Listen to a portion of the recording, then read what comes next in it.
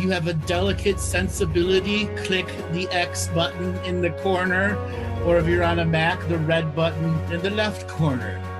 Monty, welcome to the show of offending people. Well, it never happened and I make shit up. For the last couple of weeks, everyone that has asked for a reading, apparently you're all from Scotland, from Hurley in Scotland.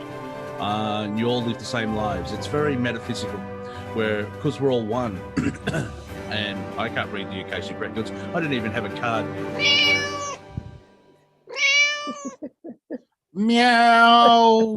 Welcome to another adventure into comedy.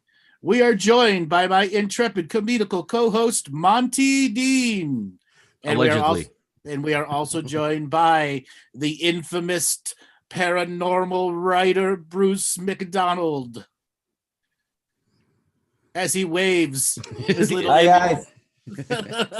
I nearly did my classic joke of it's an audio medium. Then I realized, no, we actually have cameras on this show. Don't you love when you see so when you have so novel for me? Yeah, like when you're in groups of people and they're on camera and you say something in chat and they show the smiley face or lol and they've got the face of they got the they're not lulling at all. No, exactly. You don't even get a head bob out of you. Yeah, I've worked with someone. I worked on a comedy show, and the one host that was with me would just go, "That's hilarious." And after the 8th times, then laugh. Don't say it's hilarious. Exactly. Don't just do something. Show us it's funny. I'm laughing on the inside. That sucks. As my possessed phone is deciding to update and restart itself 10 times in a row.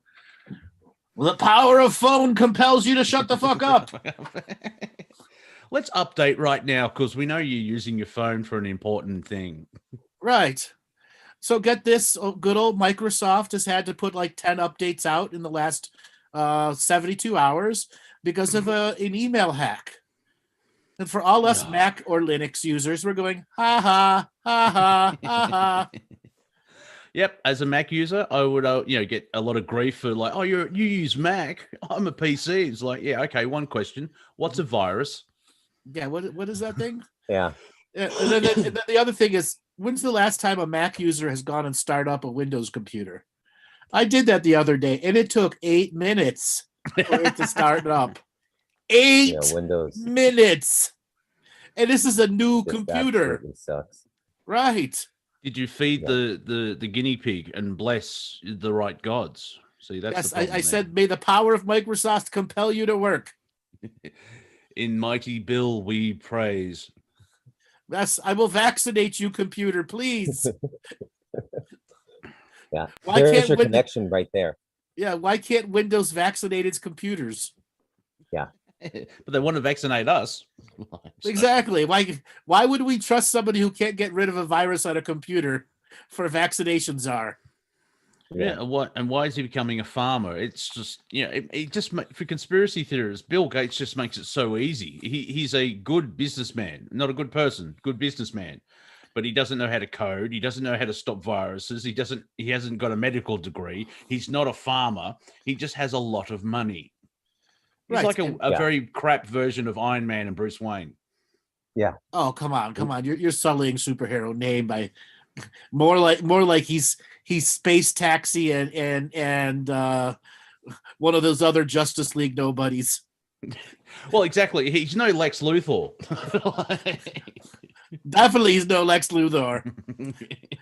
He's more like Pizarro and Pinky. From Pinky in the Brain. What are we doing now? Yeah, someone's telling Bill Gates what to do. Have you heard that great theory that Melinda and Bill have had a sex change and became each other? No, I have not heard that. Well, you look at Melinda Gates now, and it looks like Kevin Kline. It's scary. Oh, hang on. We're getting a dog report. Those aren't sound effects for me. I see, Dad. I see a tree. I see a tree, Dad. Somebody has the audacity to walk down my road. Exactly. I'm gonna bark at you, damn it. You hear me bark? He never knows. Everybody who needs to know him knows him, so I don't have to worry so much anymore. And if they don't know him, then maybe it's a good thing. They're about to get in. They're about to get introduced intimately. Oh yeah, he comes right up and he'll check you out. Yeah. So, you ever learn to speak dog? Well, I do everything with eye contact with this guy, but the level of intelligence I've observed in animals around me since I moved here is just astounding. I remember one time I used to have 2 American Staffordshire Terriers, but they kind of packed up and they were too aggressive, so I had to give one. I gave one to my mechanic down at the base of the mountain. But when the male was younger, he was still allowed inside the house, and the female was not allowed in the house. And she used to take the food bowl with her front right paw and move it back and forward and make eye contact with the baby pit bulls. Bring some of that food out here. Bring some of that food out here. That's cool. Yeah, my son noticed it first. He said, "Dad, are they communicating?" I look at the bowl. I look in the house. Yeah, they're communicating. That is like full on language. That's Help straight a up. sister out, man. Come on, man. Kibble. Help a Bring sister the out. kibble. Come on. That's the Costa Rica hustle right there. There it is. Exactly. You bring me food. I help you outside. The horse is the horse looks at me like I'm an idiot. Like this horse, I think, is smarter than me. Pitufita, which is Smurfette in Spanish. I think this horse is smarter than me, knows more than me, has more perception than me. But she's something else. It took a while to get the dog and the horse to get along because the natural work of my breed of dog is rounding up horses and cows, right? So Right. every time I go into a cow field, I went to the reserve with my dog one time. I don't take him there anymore. He ends up in all these bullfights, squaring off with these bulls. It's like the most amazing thing you've ever seen. But the bulls recognize him right away. Like, hey, that dude's here to rumble. And they all just sort of it's like get the congregate. chains. Exactly. Right. We're gonna put on Just- exactly. We're gonna put on the leather Keep walking. jackets and we're gonna cross those tracks. Yeah, it's Thunderdome. Yeah, yeah. Now, Bruce, with the horse, do you speak to the horse in Spanish or English? I don't speak to the horse. That's my wife's Okay. horse. That's That's probably what it I is, just- because it probably hears you speaking what I do- English and everyone else is in Spanish. It's like, what the hell's wrong with this guy? Well, what I do when I want to communicate to an animal is I'll make eye contact and then I'll think about what I want them to know. I'll think about it imagistically and then I'll sound out the words. I'll do both languages. Oh, yep. I don't know how it's working so far, but they know I'm talking to them. It's just whether they want to listen. Now the dogs, man, he's just like, yeah, we have like a 724 for like 4 years now. This dog's been at my side. I think I've left the mountain for like maybe the most was 2 months in 2018. But the level of bond you build with an animal that's with you 724. If I leave the property, he walks with me. If I stay, Rosemary can leave, he stays here. He stays with me. He's the only other person he's this bonded with is my son. Last time my son visited, the dog and my son hadn't seen each other for about a year, and Soul just ran out, flipped on his back, and urinated on himself. He was that happy. Yeah, a little doggy golden shower there. And then, yeah. So I've never had these many animals around me before. I mean, I lived most of my life in Toronto from 20 years on when I went to university, and I've never had a dog before. This is my first dog. So now I'm just like the animal guy now. My wife, I have neighbors that can call birds to their hands. And, I don't know what it is. They've just been living up here their whole lives. I mean, but I've seen it with my own eyes. They do a little call, there might be a little food in there, but the bird comes right in and lands in their hand, and they can do a one hand hold and do a 1 finger stroke of the bird and then let it go. I've never seen anybody do that before except Costa Rica. Well, I still maintain Costa Rica is the modern day Garden of Eden. Yeah. So my wife tells a story about buying pigs from the natives. Any pig that was born on the reserve wants to go back to the reserve. So you buy a pig off of the reserve at like 20 kilograms, which is about 2 months old. When it gets to about 30 kilograms in about 3 weeks, it'll bolt and go back to the reserve. And you got to go back and get your pig. And it's like 5 kilometers away. And you got to walk up there. You got to walk back with your pig. It's a whole day. It's 10 kilometers of walking to go get a pig. Pig will do that. Pig will do that 2 times. And then the natives will say, no, you don't live here anymore. Don't come back. And then the pig so homing pigs. Everything born on the reserve returns to the reserve. It's just the way it is. And if a Costa Rican has a child with a native, he will invariably gravitate to the reserve, even if it's at the end of his life. It's like a magnet. They'll go back there. Yeah. And you're not allowed to go on the reserve unless you have permission and they know you. And they don't really need, there's no visible security force, but a lot of guys will sneak up here and they'll hunt. I forget what it is. It's not a possum. It's not a badger. They have a small, like 20, 25 kilogram mammal over here. I forget what the name of it is, but it's alleged to be one of the most delicious meats you'll ever taste in your life. And they've tried domesticating them, but it doesn't work. So guys will come up here and they'll hunt.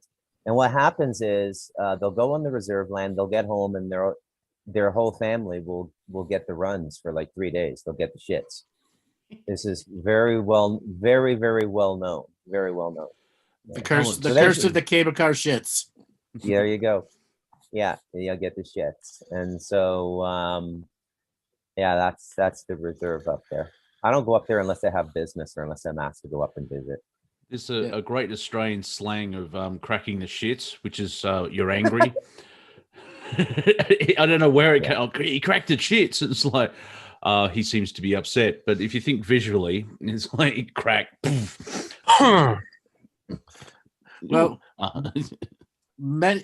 suddenly somebody named iPhone jumped in. Yeah, and coughed or something. And coughed, exactly. The curse of more phones coming through. It's Spartacus iPhone. That was funny. That was funny about yesterday's webinar. You had just gens across. I'm Spartacus. I'm Jen, and so's my wife. Exactly. We just had 42 GH gens on there. Very hard to communicate. It's like, well, JH Jen is arguing with JH Jen. And then she finally went the real Jen. Which made that made it a bit easier. Which was just freaking funny. Yeah. Modern technology, 2021 and nothing works. There's a theme of this reality. Well, imagine being back in the vacuum tube era. What things did work?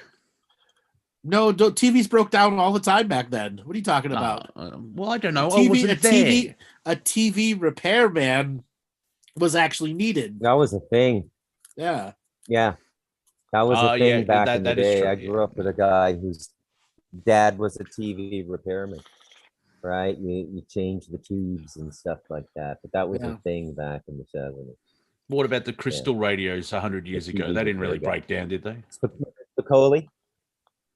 Oh, no, those things broke down all the time. No, I don't know. Okay. Remember Spicoli?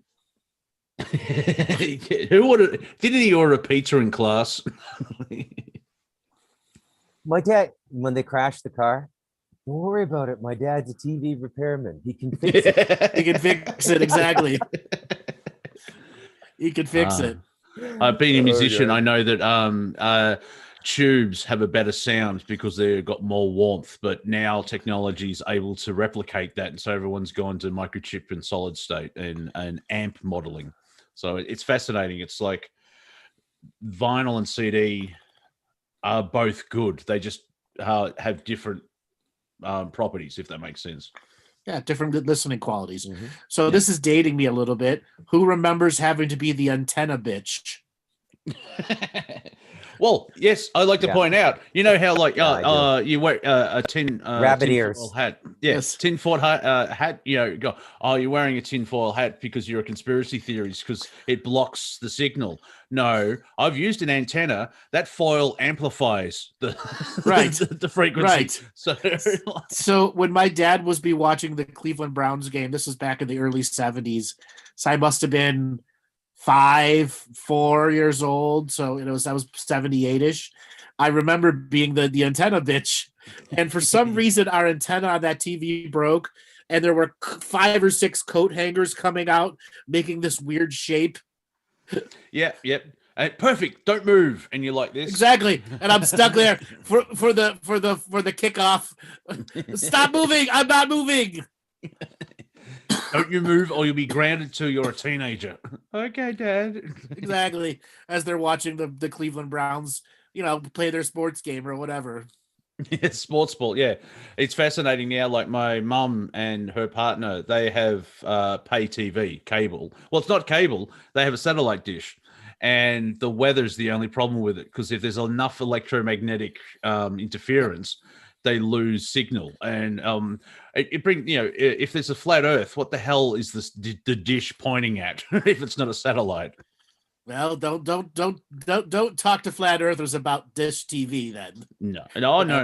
I keep forgetting Discworld from Terry Pratchett, which is a great. If you need some comedy and fantasy, go read the Discworld novels. They're awesome. So yes, Casey, your right finger and your left ear while standing on one foot, while having the antenna in your teeth. Okay. Yeah.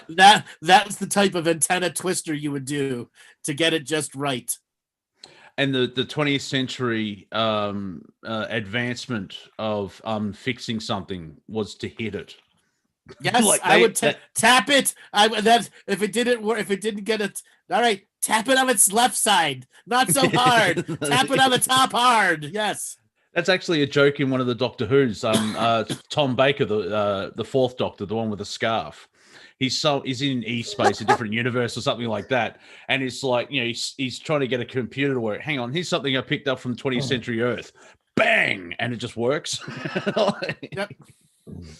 Which is interesting because I think you mentioned it yesterday, where if the computer there's a psychic relationship. If you're angry with your computer, the computer just is like a mirror. And it's like, well, I'm just going to keep going.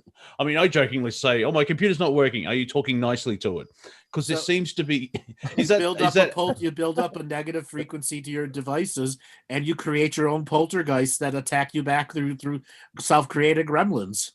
Oh, good. See, now it is a joke, but it's based in truth. Are you talking nicely to it? You got to talk nicely to it. It doesn't matter. You could be talking nice to it, but you're angry as fuck inside. Okay, there's plenty of baby boomers who can't figure out how to get that computer to do what they want to do, and they're so frustrated, mad inside, they're creating the poltergeist effect. Yeah, and then like my mum's got the same thing. Oh, I can't learn that. Well, you can. You just refuse to learn it. Yes. Yeah. This is a person that has 4 filing cabinets in the office. Yeah, and your 9-year-old grandson's already mastered it. You can learn it. Exactly. Yeah. And at the moment I'm throwing seeds of like, well, maybe go to a Mac, because you know what the Mac operating system is so I keep saying once you get it. The operating system is so user friendly. It's like click done. But if you're on a PC, you have to sort of download a gerbil and pray to Satan and Shiva. It's all these different things. And a Mac is like click. Okay, let's move on. Yeah, exactly. Done. Yeah. Click done. Not click wait. Yeah. Mind you, if you're doing hardcore stuff on a Mac, you get the beach ball of death where the colors seem like, I'll do. But if that's high end, like recording music or rendering, and it's like, oh, just do something. But for someone who's just using spreadsheets, Excel and documents, and it is so simple. I think once you know. I think Linux is probably a faction of the Free Earth Resistance and the whole open source movement. When you look at what they did, all done by volunteers, and after 25 years in technology as a technical writer, being forced to work on all kinds of different machines and operating systems, there is no more stable workhorse machine now than Linux. And it's completely secure. It never gets viruses, and it can do anything now. You can if you're professional and you can't code, like if you're a video editor and you don't know how to code, probably get the Mac, because they really trim off the last 5% so you can focus on your trade. and not worry about looking under the hood and maintaining your machine as well. But if you're really comfortable with computers, Linux is just the most amazing thing now for anything: book preparation, writing, sound recording, everybody. It's just unbelievable. And every single one of those applications was developed 3, 4, 5 times, well, through dozens of development phases as they mature. Look at GIMP. Anybody know what GIMP is? Yeah, I've got Anybody? GIMP. The GIMP? Yeah. Yeah, it's the Linux equivalent of Photoshop, right? It's just an amazing tool. What you can do with that tool. It's a full photo editing suite for an advertising company, right? All done for free. Now think about that for a sec, because that one application alone probably made $250 million for Mac. And a bunch of guys went out, forfeited that equity, and just went out and did it and made it available to the public. So I don't know what to make of Linux and the whole open source movement. I think it's freer resistance. Over. Well, it makes sense. I think the whole open source community has all the great benefits of showing how communities can come together and work together, et cetera, et cetera. But this, I want it now, instant gratification community the worlds that we live in, wants to pay for it. Wants the simplistic of being advertised to. Okay, and unfortunately, there's not enough money to advertise free open source. It's a service-based. It's a service-based system, exactly. Yeah. So I mean, if you're a lawyer or an engineer or a draftsman or an architect, you're going to stay with the Mac for the most part, right? You're not going to venture into Linux. But it's just one of those things, right? It's like muscle cars in the 70s. Once you get into Linux, you never get out of it. It's like a Harley Davidson thing. It's a whole subculture. And when you've spent a couple decades in it, because I flipped to Linux in '97, I went to an early version of Red Hat on all my home computers.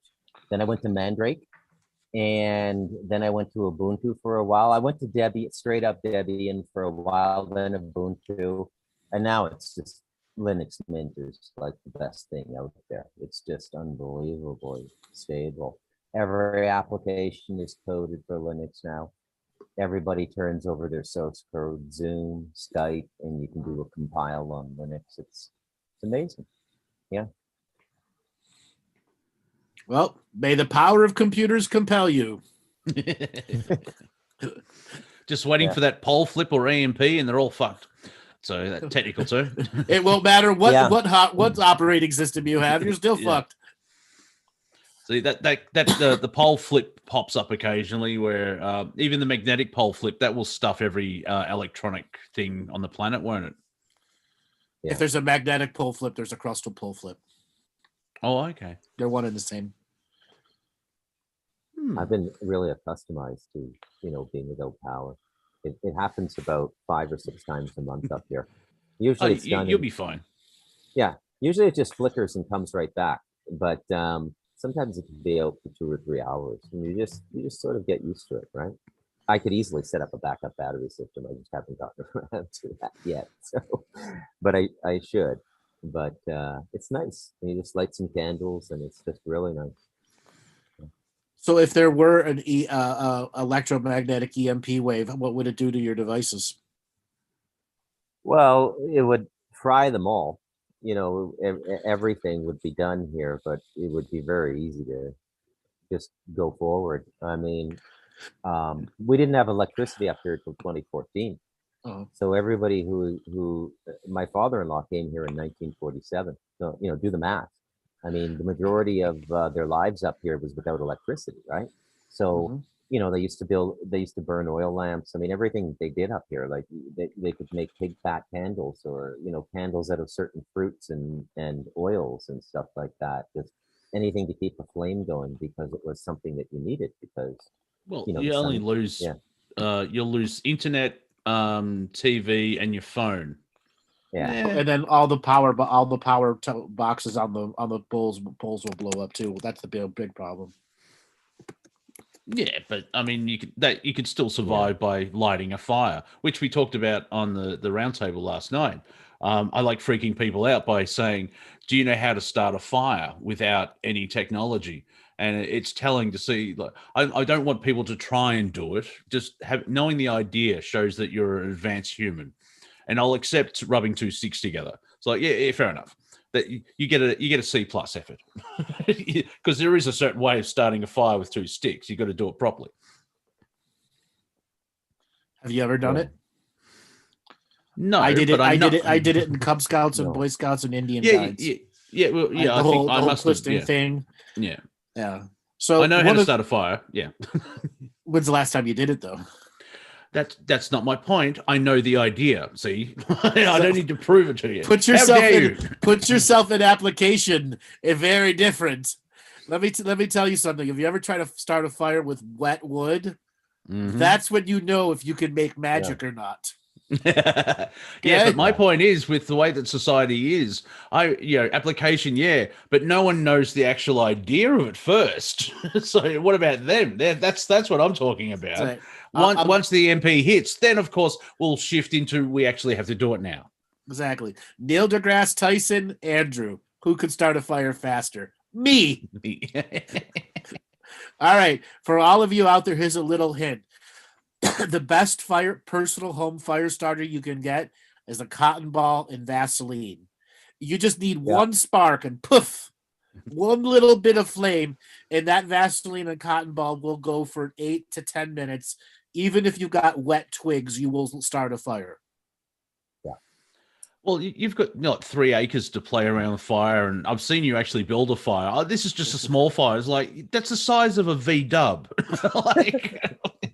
Well, I didn't have a lot of wood, Yeah, no, that's what, and you got a lot of space to do that. But living in an apartment, not so good. So yeah, you've got practice, and you do ceremony to the fire. Just a wee bit, exactly. Just a wee bit of practice. Yeah, fire is super cool, man. We do controlled burns up here sometimes, so we'll burn a whole hectare at a time, and we do it with strategically laying out kerosene. And then you got to go in and turn the land, and that's when you're getting ready to plant something here. And the natives do that too. The Quebecers, they do strategic burn when they want to clear a hectare or something. But it's really powerful to be around a fire that big. That it's almost wild, but it's contained. It's just amazing. And then David and Durbin, my 2 abaca cutters, they're building a home at the other edge of my property there. And they did a big burn last week as well. It was like, a couple trees went up. It's quite something to see. You just kind of stand and you just go, wow, that's really amazing. And then I had a neighbor's house. I'm looking at it right now. He's rebuilt it, but 2 years ago it burned down. I was actually on air when it happened, Monty. So what is that sound? I don't think that's rain hitting the tin roof. Like I said it then I went out and the whole house was up in flames. And up here was a huge fire. This was like a 600 square foot base floor wood house, and it just went up. I forget. But when I came out, it was at the height of the fire, and what drew me out was the sound of the flame, because it's when a fire gets that big, the actual sound of flame is really loud. Yeah, exactly, it's loud. Yeah. I strangely enough, synchronicity. I saw a meme in the last couple of days of the best museum ever, and it's a shot of like a freeway or a highway with a turnoff, and it's got the sign of Museum of Fire, and just further down the road there's all this black smoke, and so the Museum of Fire, I think, was on fire. So exactly. Like, yeah. And here in Australia, because of the Aboriginals, back in the day, and when I say back in the day, I'm talking like thousands of years ago, there was megafauna, and they were used fire to hunt and corral. And because it did so many times, the ecosystem, not 100%, but the ecosystem needs fire to go through to rejuvenate everything. And that's why we have a lot of bushfires.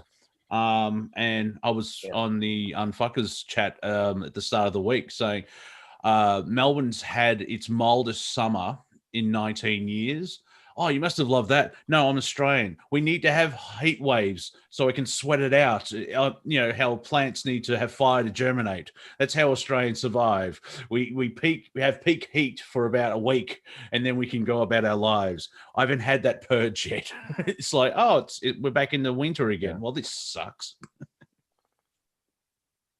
It sucks. It sucks. It sucks. But you've had a mild winter, mild summer. Yes. Yeah, I know. I'm talking to someone who lives in snow. I know. What? Well, it's fire season's coming up for you again. Don't worry. Well, no, we've missed that. That's you the point. You don't have a fire season. Okay. No, well, who knows with this wacky climate change, and I'm saying that naturally, because and weather war. Like, well, yes or no question, because we'll spend 45 minutes on it. Texas, what happened in Texas with the snowstorm? Was that natural, or was it weather wars, or? Oh no, it does natural. Polar vortex does that on a regular basis. Okay. And in fact, it happened in Texas in 2011, 2013, and 2015. Okay. So it's not like it's the first time. While they were building these grids, they had all that shit happen. Okay.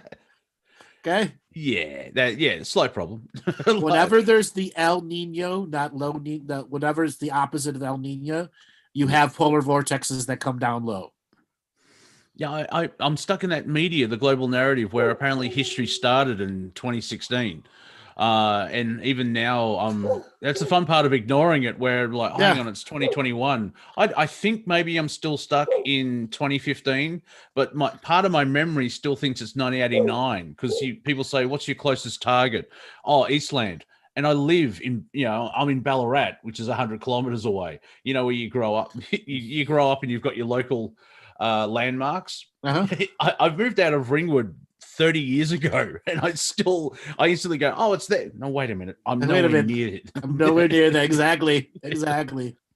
And, fuel prices have gone through the roof, even here, where, I remember when a pot of beer, which is about that size, was $1.80. And it's probably about $5 now. I remember when a pack of cigarettes was 99 cents. Yeah. Oh, how much are they now?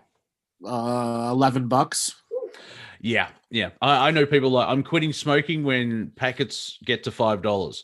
They're over $20 now. Sorry, $8.38 now, but some of them can go up to $11. Yeah. Oh. Well, because I'm not sure how much tobacco is grown in Australia, but America does have its own tobacco harvest. Yes. Yeah. Probably the largest cigarette smuggling operation in the world is run out of the Akwesasne Mohawk Reserve at the oh hell yeah, all those Indian guys are tobacco smugglers. Yeah. Do you know those Mohawks? You can find those Mohawk smokes in the beach towns on the Pacific coast of Costa Rica. So some Costa Ricans are working with the Mohawks to bring Canadian reserve cigarettes into Costa Rica. Mind-boggling. That's funny. So do you still have a rat problem up there? No, I've never had really a rat problem. No. The other rat. The giant rat. Yeah. Not on this show. Not on air. Okay, that's fine. And if all things hold true, it'll be like within 2 revolutions of the sun and the moon, this will all be taken care of. And then your rat problems will be done, and you'll just have capybaras roaming the Grazie, neighborhoods. Godfather. Grazie. Exactly. Grazie, Godfather. Just a few capybaras running around there.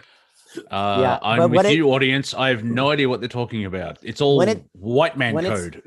When it's news and it's inked, we'll do it on air because it's an unbelievable story. It's stuff that happens to me at this little nowhere pueblo in the middle of the mountains is just mind-boggling. Yeah, it's fun when Hijacker refers to you as like God Emperor of Costa Rica, and it's like, he's just a Canadian. Calm down. He's living the life. Don't get me wrong, but it's not like you could save the planet. Yeah, but does he want to? That name is kind of like Beetlejuice. Just don't say it 3 times within a minute, okay? Yeah. Yes, he might suddenly appear. What? I've heard my name. I'm here to kill the buzz. Like, well, at least you're honest. At least you're honest. Well, not 100. Yeah. Anyway, moving on. Moving on. Yes. Yes, past the hijacker situation. We shall not let his essence hijack the very show we talk about. So, what beloved childhood entity, story, or toy do you think Hydra, I mean, the Democrats will try and cancel next week? Smurfs. Well, yeah, well, they're French, so obviously they're weak and they'll surrender. Yes. Are the Smurfs? Did that originate in France? Yes. The Smurfs. So that's that whole like Tintin animation thing they got going on over there. Yeah. Well, they were a comic or a What was it? Yeah, Asterix. Remember Asterix, the Viking? Yeah, That's Asterix and also. Obelix. Yep. That's the only book I used to read in the library because it was the only comics, and that's I also I had a fascination with the Roman Empire, and Asterix was a learning point. It wasn't my only Roman history. Yeah. But it took a while. Like the Druids called Getafix, and 20 years later, Getafix. You have to, you read this like I don't know what it means, but you actually have to say it out loud. Like the chief was Vital Statistics or something like that. It was just very good comedy, and they're like 50s or 60s. I can't remember. Apparently, one of them passed away recently, which in the last 10 years. The creators. So. They tried canceling Mr. Potato Head and it didn't work. But this is the second time they've tried to cancel Mr. Potato Head. And he's like, bring it, bitches. I'm a potato. Cancel my ass. Yeah. It's like that guy Cabbage in the UFC. He just can't be knocked down. Right. Yeah, the Muppets are racist. And that's what they're doing. They're going through history and like they don't realize when it was made. And it's like, because they've got an Italian and it's a stereotype. And it's really weird how these people think, oh, that person's an idiot. So therefore they think every Italian's an idiot. It's like, that's not how it works. Because technically you could have The Simpsons cancelled because the entire show is all based on stereotypes. Yeah. And since I'm older than Homer, I could be offended of being of Homer because I'm tired of the remember when he was a lovable idiot and now he's just a moron? Yes. Well, he was a lovable idiot moron. Yeah. And the latest thing from The Simpsons, I don't watch it anymore because it hasn't been funny for 15 years. They used the SJW thing. Lisa said, you used SJW. That's what the right wing used to denounce or something. Like they've gone political. And it's like, can we go back to jokes? Yeah, bring back Conan. He wrote the monorail episode. That's brilliant. Right. And something to the whole cancel culture and banning of books. Throughout all of the history of the book banners, when have the people banning the books been the good guys? Yeah, well, I'll wait. So, cancel culture. You aren't the good guys when you're banning books. Are you on the white side of history? I've been waiting to say that joke. Exactly. Are you on the white side of history? I could tell. Yeah. It's like, we're going to bring this up without taking too much out of context. Like elbowing into a crowded elevator with that one, Monty, but you knew you had to get into that lift. I've been waiting for that lift. I've been waiting for that lift for about 28 days. Not this one. Here we go.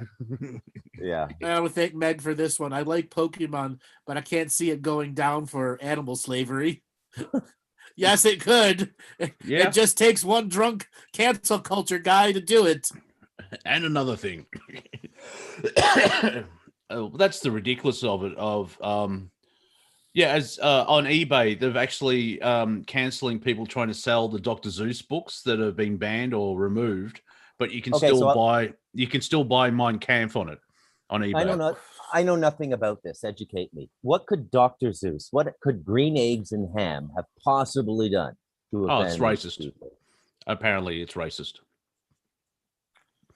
How so? I don't know. I just saw how it was. I didn't read about it. It just like it's against white eggs. Thank you, Sean. Yeah. Someone showed a picture of a Chinese character. He eats with sticks, and it's like, yeah, they're called chopsticks. It's not really a jump here. It's not offensive. It's an observation. Unless, what are we going to change chopsticks to? Yeah. Non-fork eating implements. Yeah. Over in China, they had this Canadian that went over about 25 years ago, and he started out in a small syndicated cable TV show in comedy sketches mispronouncing Chinese. He's famous now. Like, I forget his name though. I think he's from Vancouver, but his show went on for like 20 years. And, you know, he's a multimillionaire now, and he's, you know, a lot of corporations go through him to make inroads into the Chinese business community and stuff like that. But the entire comedy show was making fun of him. Like, if we did it here, you know, it would be completely unacceptable. But this is, let me find some language for this. This is a new form of zealotry that's arisen within multiculturalism that's just absurd. I mean, it has to be destroyed. Well, yeah, most of it, like with the blacks, because they're not African American, they're American who have African history, but they're going back to segregation. We want our own national anthem. Like, you're American, which being an American's an idea, being a Canadian's an idea, being an Australian idea, being English is, you know, thousands of history of 1,000 years of history. Yeah. It comes down to whether you want to resolve your karma or equitize your karma, toil against it for another generation, you know, double down. And that's the crossroads we're at now. And nobody seems to be stepping up and just has the balls to say it out loud. Right? Yeah. You want to equitize your karma, meaning that, you know, this is all going to be, you know, translated into some kind of, you know, commercial process, or do we resolve the karma? And if you equitize it, where does it end? You know, and you know, I'm not sure the American court systems want to take on the topic of slavery, because I think the research that would come into a Supreme Court case would shock everybody who's been, you know, making a living off of victim consciousness for the last 30 years in America specifically. Right. Well, my point of that is how can you have reparations? Like, well, okay, let's play. Let's go to the disagreement first. So, disagreement's better comedy. Post American Civil War, the Reconstruction laws that were done against the African Americans that were freed were pretty nasty. Pretty nasty. So the servitude laws, the indentured servitude laws, pretty nasty. Now, I do have to say that the victim consciousness culture promoters, they have gone way, way overboard. But a market was opened for them because people realized they could make money on it. And if you really want to shut the victim consciousness people down, call them for what they are and say, are you going to continue to victimize your culture, or are you going to educate them how to get beyond victim consciousness? Yeah. Because if that mentality goes to a class action level that's adopted by a federal political party, what it'll do is it'll incapacitate the productive population of your society. I mean, it gets so you're so disincentivized to produce that you just stop producing. It's about demoralization. So let me ask a question. Go ahead, Monty. Sorry. Oh, just my point is, like, if you give reparations to slave family, or however you want to say it, then you'll have to pay the Native Americans rent. Oh yeah, that's why the courts would never hear it. Yeah, that's why the courts would never hear it. And then all the Mexicans who were slaves too, all the Irish who were slaves too. Oh, the Irish, yeah, you know. Yeah, I'm English. I've got English. I'm English ancestry. Do I sue the Italian government for Rome? No, the American. well, yeah, that is New Rome. But you know, how far back do you want to go? Because, like, you know, it's just.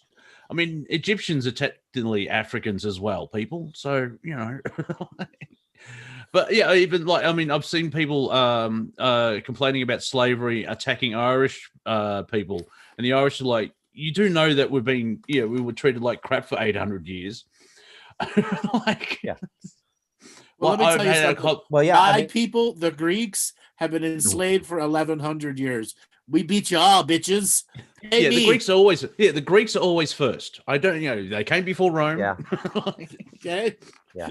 And it goes back to that marathon dude, Monty. They're good runners. They're always first. Yeah. That's right. Like, I like the story that Ronald Williams said that I think he was a Kenyan, but it was an African who they run really well. It's like, their land's flat and they can run. If you have a lion chasing you, you can run really well. It's natural to survive. But he didn't have any shoes, and I think Adidas has got, okay, we'll give you some shoes, because he's used to running barefoot. He actually hung the pair of shoes around his neck and run the race. Well, that's because all shoes are designed to hurt your foot. Yeah. Yeah. Shoes all modern shoes are designed to not actually go by your normal mechanical walking pace. I think you've said it. I think you said, Andrew, that some galactic races look at us as like, why do you wear clothes? It's like, because we can't regulate our heat. It's not that you wear clothes. It's not. It's why do you not just have one pair of clothes that are super high quality that can morph into whatever you want? Well, that's going to stuff up the economy. I mean, because look at Manchester. Design. Because exactly. Design. Yeah, but literally, they can morph into whatever you want, and there are a lot of races. Like you get one pair of shoes, quite literally, and they grow with you like your own skin. Okay? Are these done on the fly? Are these memes done on the fly? Yeah. Most of them. Yeah, Robert is the fastest memer in South America. I know he's going to say West, but he's not in the West. And also Charlton Heston, he was slave number 42. Exactly, slave number 42. Exactly. Yeah, and they said it in English because when you speak Latin, he's what was it? XXXII. The Roman numerals are really hard, good on paper because you go, oh, that's what that means. But saying it out loud, like 47 is really long. Exactly, and then the era of the fig leaf clothing. That's all artist Christian rendering. It never was real. So go ahead. I have all clothes considerations here are entirely practical. The only time I consider what I'm wearing is if I'm going to town. That's it. Every other day I wake up, it's what's practical to wear today. What do I have to do today? If I have to go in and look at the a.w.a, then I throw rubber boots on, a pair of jeans, and a long sleeve shirt, thin long sleeve shirt, so I don't overheat, and a big hat. Up around the house, it's like flip flops, shorts, tank top, and that's it. And then if I'm doing a comedy show with video, I put on collared shirt. You don't have the comfortable Mexican house shoes. What are those? The chanclas. Oh, yeah. The woven ones. You mean these? Yeah, the woven ones. No, you're using rubber. No, we're talking the woven ones. Yeah. Do you know I'll those look for them, or maybe I'll make them. But hey, what Bruce showed that for just a moment, Monty. Yeah. No, you go ahead. I'm sorry. That piece of item of clothing that you showed that has different names across the entire planet. Like you called them flip flops. In New Zealand, they're called jandals. In Australia, they're called thongs. So you don't want to mix that up. Like with that, that song, "Show Me Your Thongs." Like, he's talking about footwear. Why is everyone showing their ass? Yeah. So where I live is the most brutal place I've ever lived in my life for footwear. It took me a while to figure out why, and then another American living down here explained it to me. Because there's an acid gets into the water that's part of volcano culture, and it chews away the glue and the stitching. Doesn't matter how well made. I mean, when I came to Costa Rica, my favorite footwear was Bluntstones, and I thought I was finding a home for my Bluntstones. Bluntstones and Costa Rica go together. No, man. This landscape eats through the soles in about a year. I've never seen anything like it. And then when I'm in Canada, a pair of Bluntstones, no offense to your fine countrymen there, Monty, but they'll last me 5 years. Same thing with Birkenstocks. You're just better off buying the $8 sandals from the street vendor in Costa Rica. The Birkenstocks are going to get all chewed up and worn out and destroyed as quickly as you could think, right? It's just the rain and the landscape and everything, but the most brutal place I've ever seen for footwear. The only thing that lasts up here, and even if you don't wear stuff, so I had footwear I brought here from Canada that was brand new, like Columbia hiking shoes. I didn't wear them for a year. I went to put them on, and the humidity and the moisture had just unglued the sole from the shoe. I couldn't believe it, right? So yeah, so now it's rubber boots. And cowboy boots if they're handmade in Costa Rica with a solid sole. Those will last you 5 years. And then for walking around and working, rubber boots like $12 Wellingtons, right? So footwear is a big deal over here. Yeah, we have the same thing here in Australia because you've got Australian conditions where, like Melbourne, it can be cold, it can be extremely hot, but then like trams or trains or cars, they get French built, which is French standard, which is totally different country. Then it comes to here, and after 1 year of the summer, the whole thing's warped. You kind of need people living in the area know what can survive the elements of that area. Yeah, but so you just nailed it. You just brought the whole conversation full circle. So when you get into a high design culture, women or men might buy footwear that they use 5 times a year. Even in Toronto, anybody I know who had a little bit of money, guys I grew up with, hey, what are those shoes for? I wear them with this suit and blah, blah, blah, blah. And I'm, wow, that's incredible. And then everything, when you get back in a natural environment, everything gets reprimed to what's pragmatic. Nothing more, nothing less. Well, don't worry. The hype beasts will never come to Costa Rica. And if you don't know what a hype beast is, they're the ones that buy $900 used perfect shoes. Wow. Wear them once to take a picture and then take them off and put them on their wall. Imelda Marcos. Yes. Yeah. Yeah. Footwear is always entranced humanity. Like it's a major thing. I remember watching the miniseries. Remember in the 80s when the miniseries was a major thing, and they did Shaka Zulu, the history of that African warrior, and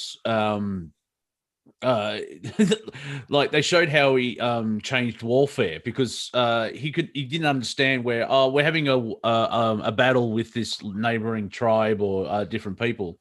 And they would just stand on a beach with a shield about 20 meters or 40 feet apart, throw these little sticks at each other and hope for the best while wearing sandals. And he realized there's a scene where he actually runs. He's like, bugger this, and runs it straight at and tries to engage the enemy. And what he did is he shortened the spear, extended the blade, and toughened up the warrior's feet by taking the sandals off and sort of went back to traditional things. And that's why he was so successful, because it's like World War One, where they realized they weren't fighting someone with a nasty piece of fruit, where they've got the cross-cutting of the machine guns. It was that type of jump in warfare, where it was actually using knowledge. It's like let's wear a red coat while we're in a forest. That will work out well. So the enemy can see you exactly where you are. It was British. Always clever. Yeah, I do like the New Zealanders. The Maori actually stopped the British, mainly because they beat the living crap out of them. Maoris are lovely people till you upset them. And it's very hard to upset them, let's be fair. But they invented trench warfare, and they had big sticks. And they beat the British to a point of like, maybe we should have a treaty with these people. And so New Zealand is got a better relationship with the natives. Not 100% perfect because, white men and treaties. Here in Australia, there is no treaties. And I put forward, that will help the national wound of actually having a treaty. But then people argue with me, well, there's been treaties with all natives back then. But now people will know if you renege on it. because I'm sure with the Native Americans, every treaty was basically one way and stuffed, and like the story that they bought Manhattan for some beads, yeah, but from the Native Americans, like, oh, that's just a sandbar we don't give a crap about. And then they built New Amsterdam and thought, oh, that's a bit long, so we'll just, the English came and it's like, no, it's York, not Amsterdam. Yeah, like even here in Australia, the English gave it to us the name Australia. Beforehand, the Dutch call it New Holland. And Zeeland is actually in the Netherlands as well. That's where New Zealand comes from. So, yeah, the Dutch were here first, but then our history is told that Lieutenant Cook, the captain of the Endeavour, discovered the east coast of Australia, which is slightly ironic because I think the French were here first. But mainstream history, it's a nice story, but who knows? It's a nice story, and that's all that it is, fiction. Oh, yeah. And I'm not even talking timelines. We're just talking the time. Yeah. Exactly. Like even here in Australia, there was 140 years of frontier wars where the colonialism pushed into the Aboriginal areas and some fought back, strangely enough. Not acknowledged at all. It's gaining traction now because people are like, well, wait a minute. Like in the United States, you have Memorial Day, which is like your is that on? It's not Remembrance Day, is it? It's a different day where you celebrate the military. Yeah, that's Memorial Day. Yeah, we have Anzac Day, which is the date that the Australian and New Zealand Army Corps landed in Gallipoli. And it's our Memorial Day where we honour all the fighting forces of Australia, but they don't include the frontier wars, which is weird because it was the English colonials fighting against Aboriginals who were Australian. So that and then the paid gunfighters that were hired, the killers that were hired to, paid per head.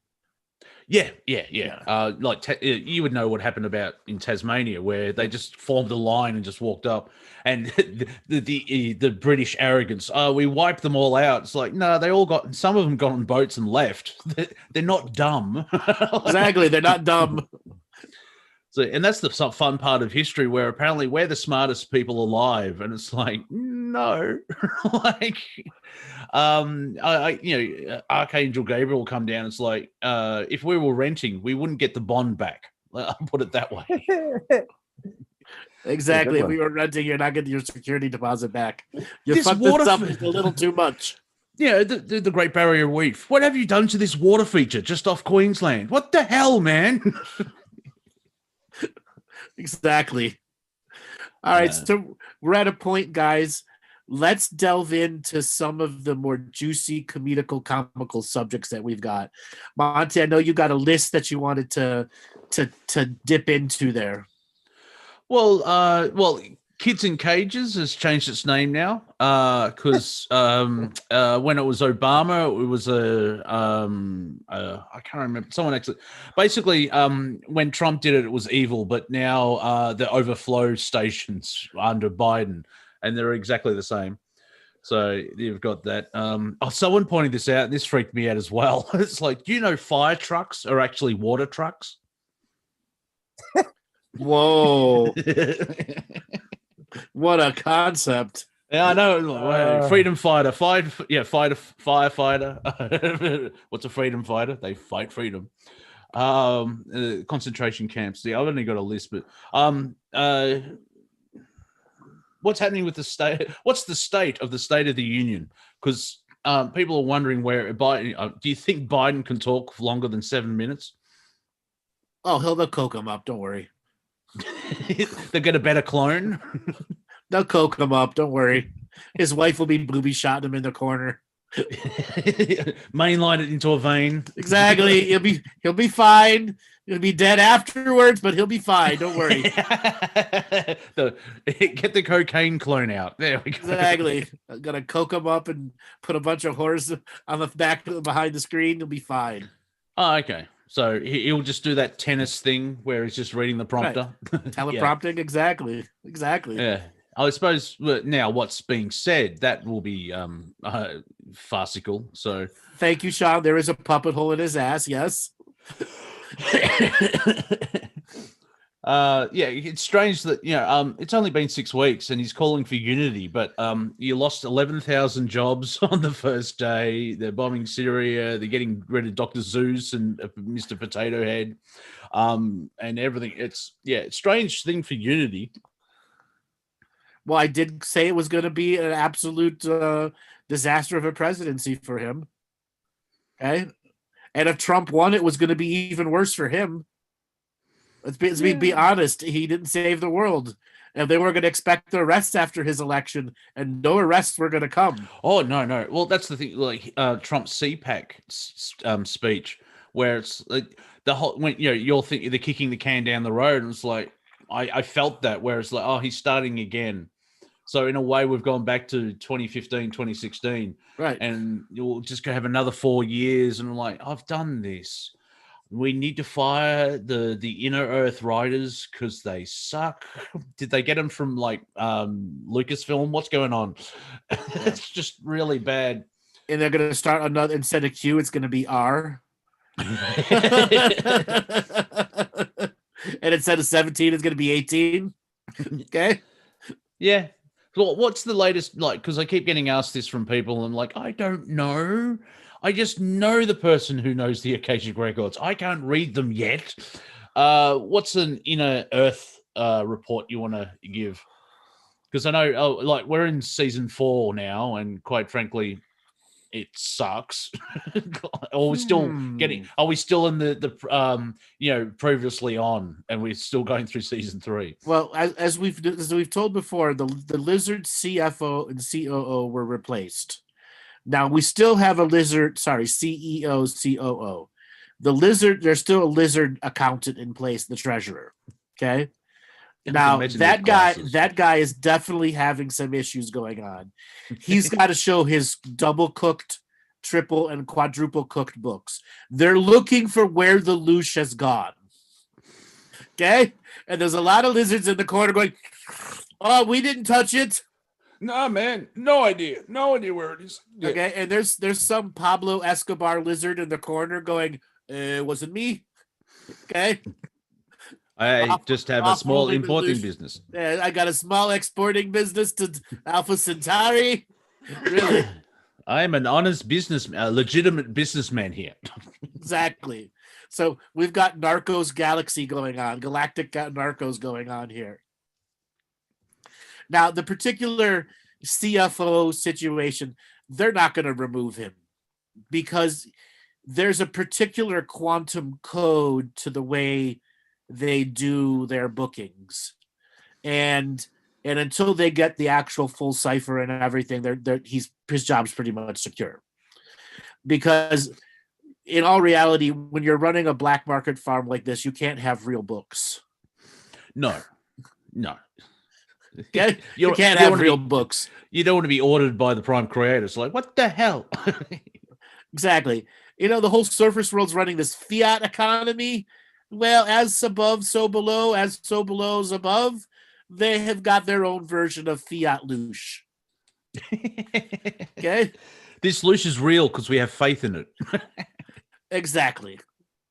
Now, the replacement CEO, he's having a tough time getting the surface management systems to stop skimming.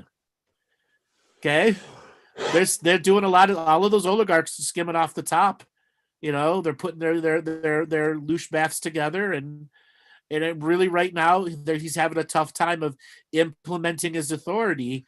And you've got a few like mafia dons giving him the middle finger back.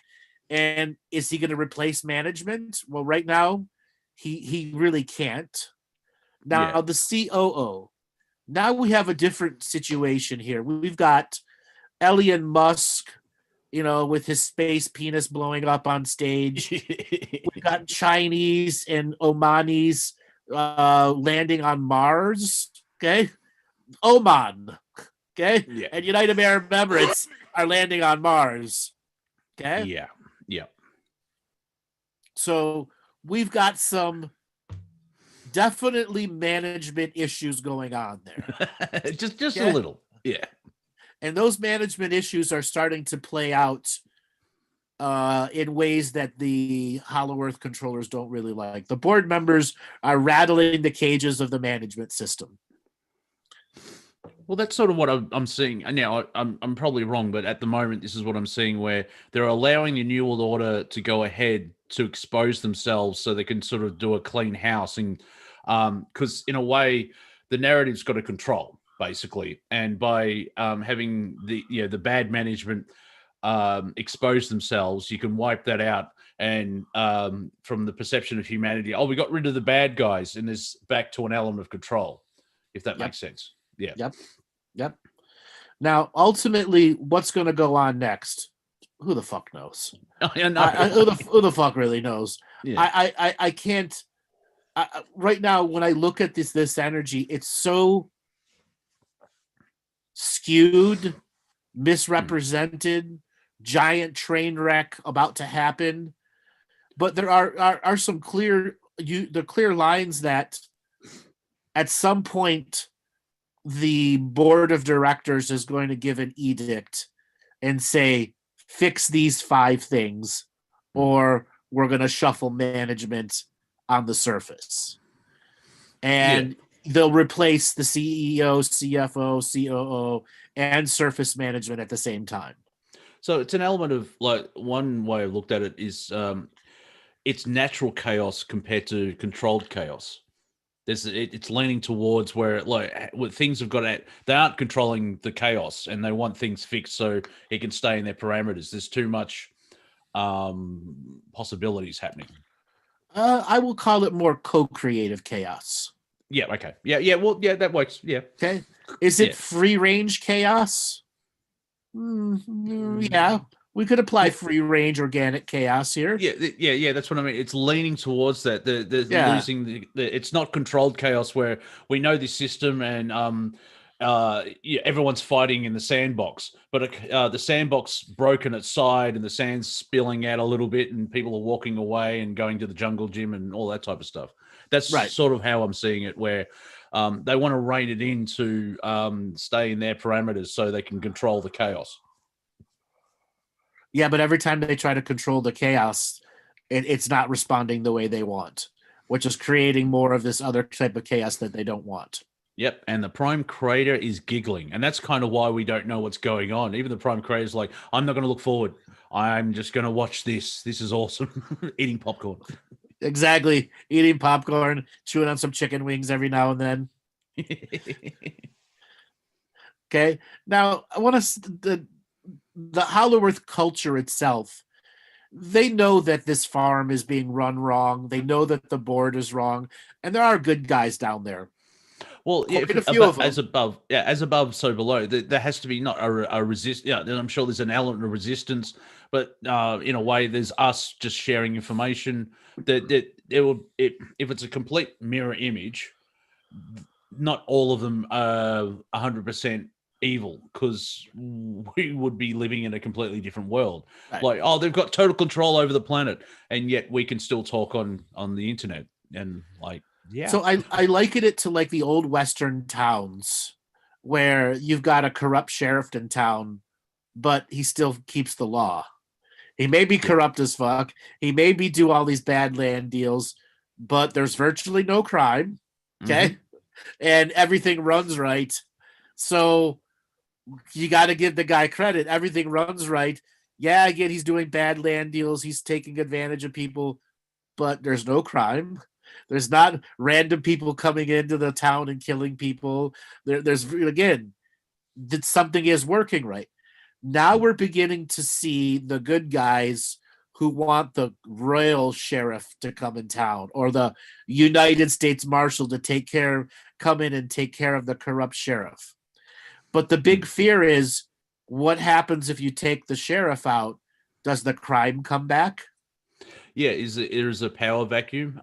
It sounds kind of like the Roman Empire before it got too corrupt and debauchery and collapsed because of arrogance and everything else like that. At the heyday, the Romans would come in and basically, you can keep everything you want. We're just your superiors, and remember that. Don't fight against us, and then you can, there's a little bit of consent, but you can still have happy lives. And if you go against us, we'll crush you like a bug. Well, yeah, yes, I get that part. Yeah. In this particular sense, the unrest in the townsfolk is, who do we call to be the new sheriff or to be the new marshal that's going to come in and replace the Hollow Earth police? Yeah, and in a way And that yeah. are we ready to have a Hollow Earth police investigation like New York in the 1970s, dealing with Yeah. all the corrupt cops? Serpico. Yeah. We need What a was it? Serpico from the inner earth. What was it? 35% of the New York cops of the drug task force were arrested and sent to jail. We had similar 35%. Yeah. we had something similar here in Australia, in New South Wales and Queensland. I can't remember the name, but there was an investigation and they cleaned it. It's still there, but I think that the corruption has just gotten too big and out of control. And so you have to prune it back to be manageable so it can hum along. Like, I mean, Bruce gives the example of Costa Rica has a level of corruption, but it works. But then you get the United States where it doesn't work, and the egos and total world domination and all that type of stuff kicks in, which is you need thinking of the owners of the farm that is the earth. You want everything humming along, where humanity's like, we're doing well while energy's being siphoned off. If humanity realize, hang on, this person's sucking the crap out of me, sucking the life out of me, that's not good, because you'll have an uprising. You need to have that slight balance. And that's kind of with like the New World Order. The curtain has been removed because they're making their major play. And everyone's like, well, this is wrong. On base level of like, well, hang on, because back in the day, we could live on Earth without knowing all this crap in the background. Exactly. And I'm actually looking up, so it's much higher. The Serpico numbers are much higher. Yeah, I thought it was much where So the sense I got is that specifically the drug squads in the major urban police forces, they were sort of subcontracted to groups of people within the police force that would operate like privateers, which are criminals who rob criminals. We went through the exact same thing in Toronto. It was like a year-long trial. It happened about 8 years ago. And this like 15-year crew of like 6 or 7 guys. And when they put their papers in the newspaper, you're going like, those are the good guys. And then I had friends in Toronto. I had acquaintances, like one guy I knew from an ex-girlfriend, but he got pinched. He was distributing ecstasy. And he ended up doing 7 years. He had to go, and he got sent to a U.S. prison as well. And I guess justifiably so. He was a chemical drug dealer. But while he was on trial, he was free on bail. And we went out with him and his girlfriend a number of times. He told me a lot of stuff, like they just straight up take your money. Like if you have, and every drug dealer has cash on hand, right? Like $100,000 in their condo or something. Those drug force, this is why I call it privateering. Like any cash they confiscate never makes it to any kind of an evidence locker or anything like that. And it was just outrageous. And Toronto is like, kind of like, as far as the world goes, Toronto and Canadians are perceived as like the good people. But just, I mean, this drug crew was as rotten as that, Street Kings movie with Keanu Reeves and Forrest Whitaker. And I've seen every city go through it. It's like a rite of passage, like a puberty for a large urban center. I guess New York went through it first, LA, and then I think all the Canadians. I mean, I imagine some of the most fascinating police stories you could hear right now. If anyone wanted to write a book, if anyone's out there listening, is a detective in Vancouver. Because Vancouver is this international city now. The Russians work out of there, the triads, like everybody, right? So it's probably got one of the most amazing criminal underworlds right now. But nobody, there aren't that many Vancouver stories out there. But Toronto lost its virginity. It's a corrupt big city police force now officially, and we just accept it, right? This is what part of it is. We've accepted a lot of this corruption. We just. Yeah. Well, as Andrew Over. likes to point out, what Andrew likes to point out is like with all this white collar level of corruption, there's really no one to enforce it. And it goes back to the sheriff analogy. If you have the Yeah. U.S. Marshal come in to clean up the corruption to calm it down, is that U.S. Marshal corrupt as well? Is it a knight in shining armor? And who would? It's not Trump. Trump puts himself as I'm the savior, but you can see all the mistakes that Trump did, like not clamping down on big tech. He had 4 years, and now he's having a go at it. I mean, Ted Cruz said it interesting, Lee, where he would go to the Trump administration. We need to do something with big tech and clamp it down, and he was stonewalled by everybody in the administration. And it's like you could have the whole thing about Twitter and Facebook and YouTube could have been dealt with 2-3 years ago, but it wasn't. Yeah. It's an interesting phenomenon. I think publishing rules should be extended to them because it's almost like a newspaper now, right? Mhm. So wouldn't that be scary when you see libel law come into like Twitter or Instagram and Facebook? So long.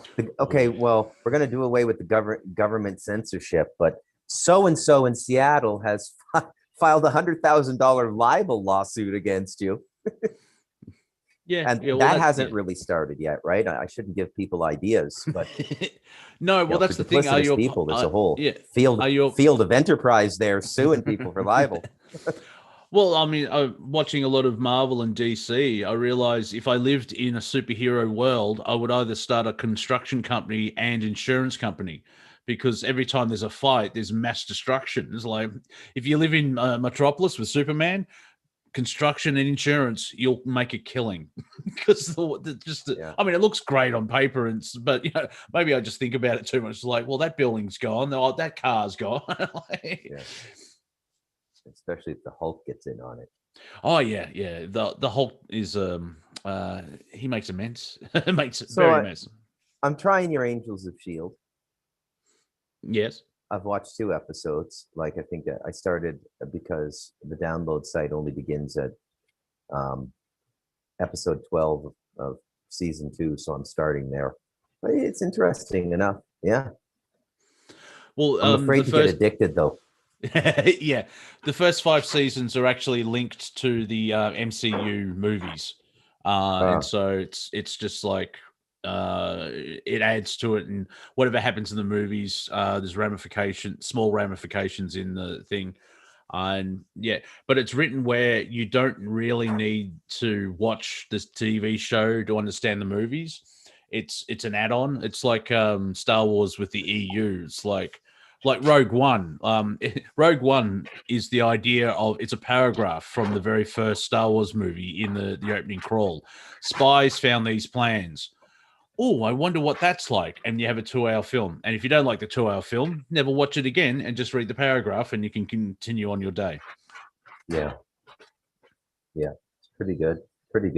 Doctor Who, I've never been able to get into, Monty. I don't know what it is, but I can't. Good writing, man. You got to give the modern Doctor Who's good stuff. It's good writing. So I just spent I spent a couple minutes here looking up from the Knapp investigation in Serpico. It was 7,900 cops were arrested and indicted. Now they were separated into 2. Meat eaters or plant eaters. Plant eaters were just basic cops who took money, and meat eaters were ones who actively looked and took money from pimps and drug dealers. Okay, so the percentage was actually 80% of the actual drug enforcement situation was arrested. 80% of those cops. And then the totality of the force at that time, which was 47,000 people, the number of arrests was equivalent to 35% of the entire force. Ow. Okay? Wow. Right. That's so a third. A third, exactly. A third of the entire force. I haven't seen the movie. Is it worth watching? It's absolutely worth watching. Definitely, it's definitely a dated movie, and there's some some stuff that goes there, but it's absolutely worth watching. Now, the other one to watch is American Gangster with Russell Yep. Crowe and Yes. Denzel Washington. Yeah. It's very similar in concept, and you get into the depths of the corruption that was going on then. But police corruption hasn't changed. New York went through that, but Chicago never went through that. Los Angeles never went through that. So you can imagine how corruption has been in all those other cities that never had a NAP investigation, that never had a major corruption investigation. Yeah, Yeah? it's just the norm. Yeah. Right. It's the norm. It's the absolute norm. How do we feel about that? Corruption? No, specifically this example, the cops and how they treat drug dealers. Like I'm not really losing any sleep over it. maybe a pot grow off or something, you know. Right. But So, if you're Walter White and Jesse Pinkman, I think you belong in jail. It's different, right? But the majority of the guys that are getting pinched by these corrupt cops were not high-level dealers. They had less than an ounce of pot on them, less than freaking a quarter ounce of blow on them. Okay, they were dealing in the several $100s, not several $1,000s. Yeah, they're hitting street dealers and not the kingpins at the other end of the supply chain. Right, all right. That puts it all in perspective. I don't feel good about that. The guys that can't fight back. Who are you going to report your crime to? This cop beat the shit out of me and took my drugs. And guess what? I still have to pay my dealer back on the drugs that were stolen. Yeah, unless you get extremely the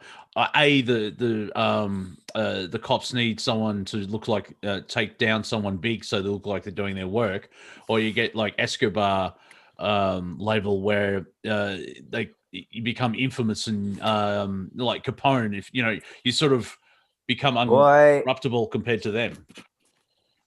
Monty, you're going to enjoy the story I can't tell today when I finally can tell it. Oh, it's reference to the other thing that the thingy thing. Yes. Yeah, but it's escalated. It jumped up a notch. Okay. Like an Anchorman street fight. It got out of hand quick. Yeah, okay. I just realized we sound like the mafia. You know that thing with the thing? Yeah. Did that happen? And what about the other thing? Our friend, the fish guy in Jersey. Friend, the fish guy in Jersey. Yeah.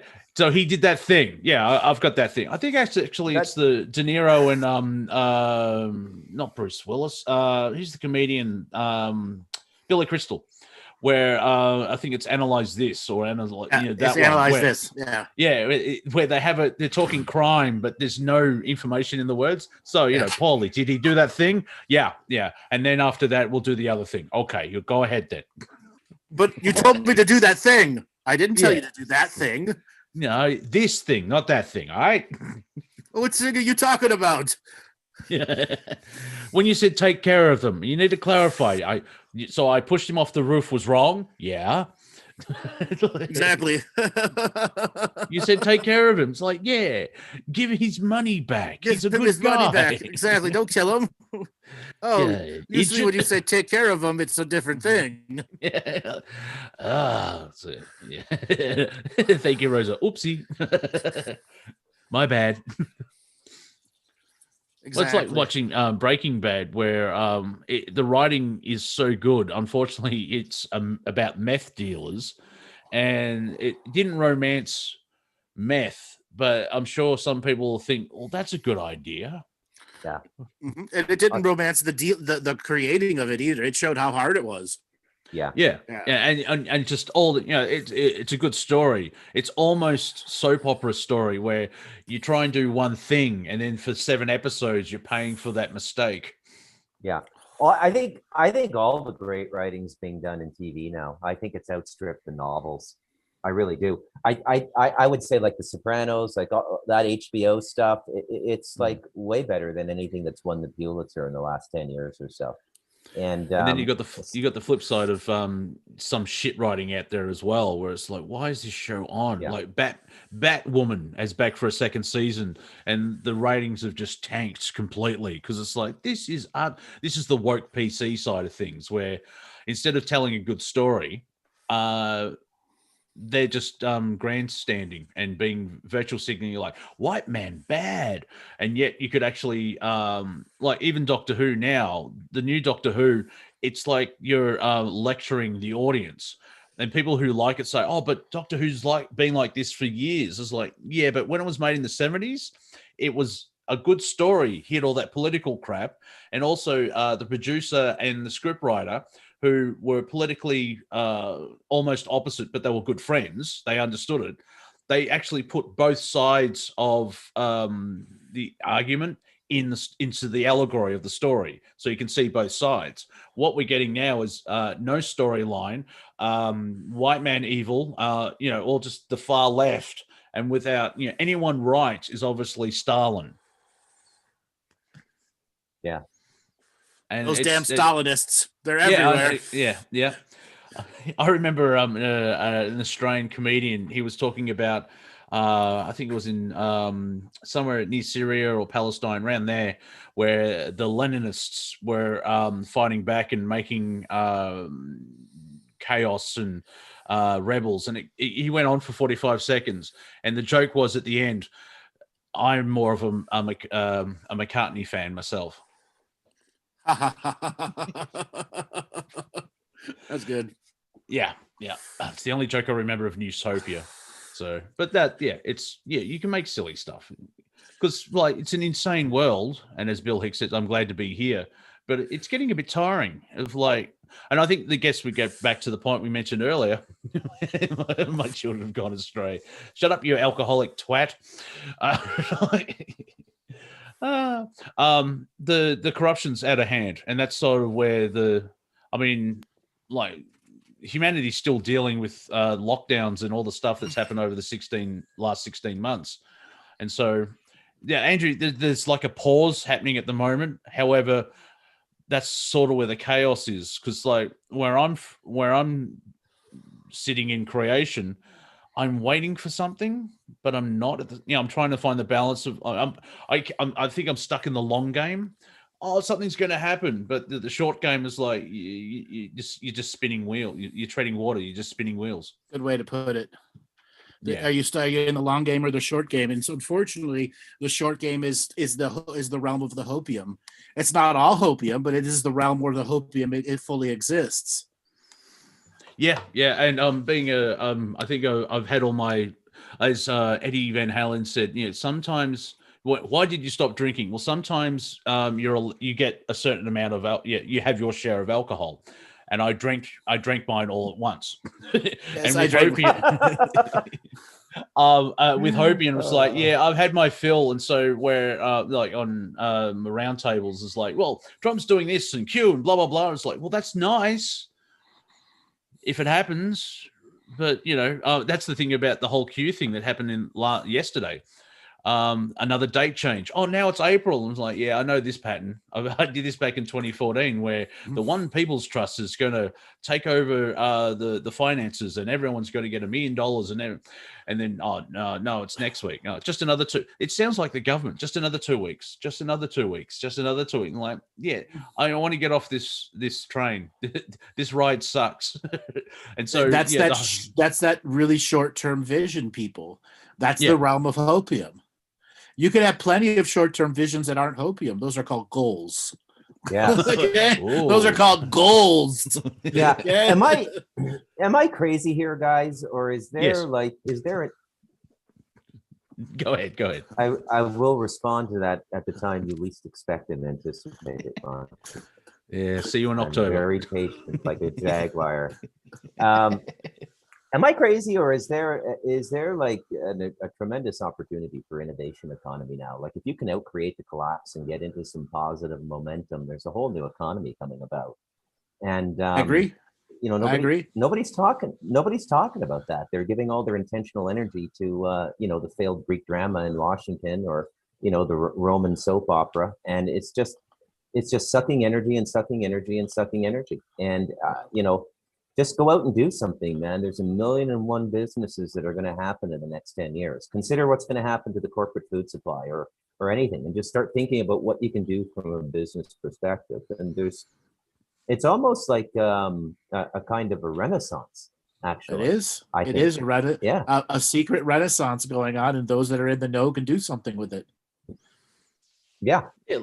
speaking about the Roman drama, the Pope has traveled to Iraq and is now touring Iraq. And today he is leading a prayer in the city of Ur, which is on the top of a ziggurat, on top of a pyramid. He's leading a prayer with a bunch of other versions of the other priests. They're all doing one giant fucking ritual. Yeah, the gold city, exactly. So that sounds like. I mean, I'm just stuck on the whole. The Pope's going to Iraq. Well, that seems like a logical and sane idea. Oh wow! But yeah, with all the history of Mesopotamia and everything else like that, it's like I'm going. He's South African. What about? Remember several 3, 4 years or 5 years ago, the Russian Pope suddenly went to Antarctica out of nowhere to visit the one religious temple in all of Antarctica. Yeah, I think John Kerry went there as well. Yes, they all within a period of 2 weeks all went together. Yeah, nothing sus. Nothing suspect at all. It's just nothing sus is an Australian way of saying nothing suspect. And there was a sketch comedy show from like 5-10 years ago where it was just two guys all pointing out all this weird stuff. One was a gay guy, one was heterosexual. So there was gay and straight. And so they'll all be in compromising positions where one's bending over, one's really close. Nothing sus. And so that was a great running gag. So I found a meme. So you may see that meme on my stuff a lot where nothing sus. Nice loaf. Now, but it's fascinating to see, like even Davos, where all the Paris thing, where all these people are going to fight climate change, but they all use private jets to fly in. It's just really, and the whole Antarctica thing, all in 2 weeks. And when they had the Mandela funeral, which I think was 6 months after his death, there's all this weird timing, and it's there's not much that we don't know what's going on behind closed doors, but their actions aren't really secret anymore, are they? That's one sort of, we're having that sort of revelation where anything they do, we find out about it in 12 hours, like the lower management. That's been going on for a while, and I will say that their press management services are allowing 50% of that. Now, is that the dark trying to be caught, or are these people just idiots? No, part of their handbook of operation is to do it right up to the front and the open as possible. Okay. Is that part of it where their arrogance and hubris, where they think they get it's hide in plain sight, misdirection, glamour, magic. Okay. This bright light is more important than the seriousness of this ritual that's going on. And most people the glamour of the ritual will never allow them to see what it's really going on. Yeah, here in Australia, we're having a Me Too moment in politics, and most conspiracy alternative are like, well, what's this because it's a massive distraction. And like, well, what are they covering? And interesting enough, they're rolling out the vaccine. So, but it's theory. It's very hard, not hard. It's difficult. It's interesting to try and find certain things now because that's where that chaos, and we're in a pause, but anything's up for grabs and blah blah blah blah blah blah. I'll stop now. Somebody was asking, does it make it stronger when you make it public? The answer is yes, it does. It absolutely does. Is that quantum physics? Because people view it, and some people, they entangle and they give it energy. Yeah. Yep. That's a fun part. Stuff's happening. What is it? I can't tell you because you'll make it stronger. They're making it stronger just by telling me that. Damn it. Now, the Pope going to Ur, I cannot tell you how gigantic and revealing that is. So if people don't know what the city of Ur was, look it up. Look it up. It was the city of cities. It was the great place of it was like the fucking city. Okay. Epic Gilgamesh there. All the clay tablets came from there. Everything. Is that Sumerian? Wow. Yeah. Okay. That's And one thing. Assyrian before that, and before that, and before that, and before that. It's an ancient city of Sumer and Ur. Yeah, I love mainstream history where the first civilization was Syrian, and they say it appeared at its height. That's not how things work. You can't have three guys with rocks and fire, and then the next day you've got civilization at its peak. It's like, well, what about everything else? Oh, you don't bring that up. Yeah. So they say that it's the only science that can displace centuries. Right. They say it's from 3800 BC, but in all reality, it's a 50,000-year-old city. Whoa. Okay. Ooh. When was Atlantis in that timeline? Ur would have been one of the many cities of Atlantis. Atlantis wasn't a single city. It was a global culture with hundreds of cities. Yes. Yeah.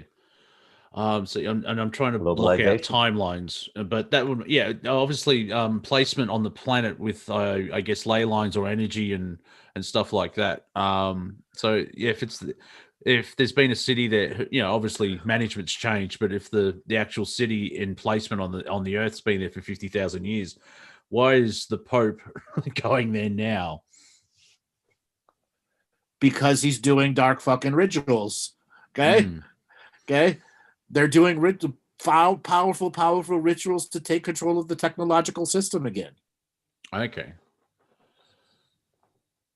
Yeah. Was that a free-thinking thought, or was it? No, there's plenty of other shit going on in the super secret societies that are beginning to realize that the technological system that they've created is not necessarily as good as when the wizard systems was there. The problem with the wizard systems, one wizard could fuck it all up. Okay? Jeez, Barry's a bit drunk. Look what he did. Exactly. At least with the technological system, it stops one wizard from fucking it all up. Yeah. And is that connected to the management changes in the inner Earth, or is it separate? That's separate. Okay. Yeah. But that is the secret societies who are realizing there's a management system change coming and trying to determine if they can make themselves management. Okay, yeah, they're making a move before the action. Right. Okay, yeah. So come to Earth, they said. It'll be fun, they said. Mind you, we've been here a long time. That was fun last night, trying to explain to someone that the planet's been, we've been part of this game for 50 million years. No wonder we're tired. Oh, no, it's 7,000. Oh, all right, yeah. Even I think I shared with Bruce, there's like dark entities on this planet. It's like they've had enough. I'm tired of eating peanut butter each day. I want to go and eat lobster. I want to do something else. Right. I want to go terrorize some other species. I'm tired of terrorizing these humans. So we've probably, because of what's happened on the. Yeah. No. Go ahead. I forgot what I was going to say. He'll come back. Congratulations. You've just had a tongue-tied moment. No, the last thing I want to say about the Pope, I lost what I was going to say. It was good, though. I remember. This Pope has done some strange ritualistic stuff, okay? Compared to all the other popes that have been around. This Pope went to the Wailing Wall. I mean, he went to Indian temples. Okay, he did a lot of things. He went to a lot of religious sites. Okay, is he trying to unify religions? So, because the New World Order conspiracy theorists, they want a one world religion. Is he trying to bring everyone together, or is it just weird? No. There's no such thing as the one world religion. That'll never happen. That's a propaganda farce. Do you think the Jesuits are going to want a one world religion? No. Did the Catholics want a one world religion? No. Do you think that the Hindus or the Buddhists want a one world religion? No. Okay. Yeah. As long as the only people that want the one world religion are the globalists who don't want religion. Yeah. Because as long as Empire Strikes Back exists, I'm leaning towards what Yoda says. like that works for me. Exactly. Do you think the Unitarians want that? No, they don't. And yet their name is Unity. Exactly. The magisterium. Exactly. No one's going to get together. Okay. Until religion is to it allows itself to have natural reformations of its ideological and theological concepts, which right now no major religion is going to allow self-reformation. It would destroy the organizations. How does China fit into this? Because at the moment they're run by idiots. I mean, the Communist Party, where they're basically atheists, aren't they? No. Okay. So the vast majority of the Communist Party follow a bastardized version of Taoism. Okay. Where they do ancestral honoring, they allow the rituals and ceremonies to go on because they learned if they don't do the rituals and ceremonies, their personal lives get fucked up hardcore. Okay. Okay. So because it's a haunted land, a very haunted land, and if you don't do some form of ancestral honoring, and that's burning one incense stick a year, your life gets really fucked up there. Yeah. Yeah. And I'm sure they learned that the hard way. Yes. Bruce, you live there. Can you tell people about that? Oh, thank you. What a brilliant segue. Thank you, Andrew. The ritual culture in Taiwan is fascinating because Taiwan represents the ancestral culture of China. For those of you who don't know, I lived in Taiwan from 92 to 94. I've seen Taoist temple rituals. They're very psychically charged. They're very, very powerful. I've seen community rituals. Everybody does ritual together there. One of the most interesting ones is the burning of ancestor money. So you go to a Buddhist temple and you buy like a monopoly money that's been blessed by the Buddhists. And you have this red tin can in front of your house and you burn money and your ancestors can use it on the other side. So I've never seen, like when I saw this going on in Taiwan, I just could not believe the level of ritual that was in that culture. Being raised a Catholic, I thought I was accustomed to ritual, but they just take it to the next level in China. And to this day, like they haven't been diminished by the internet age or scientism or anything. There you go. Yeah. They're called red packs and red dollars in actual China. And sometimes you'll give them to friends and family for good luck. Okay. Yeah. The lucky money. Exactly. Everything is money there. So when you give a gift, like if you have a young person in your life, I gave it to a few of my private students and my next door neighbor, you give a hong bao, you give a red envelope and you put some cash in it. You never go out and buy somebody an iPhone or maybe a girlfriend or something, but so very, very structured, the whole society. The rituals are absolutely phenomenal and powerful. Like even as not being raised in them, when you're just standing back 100 feet, you can just feel the waves.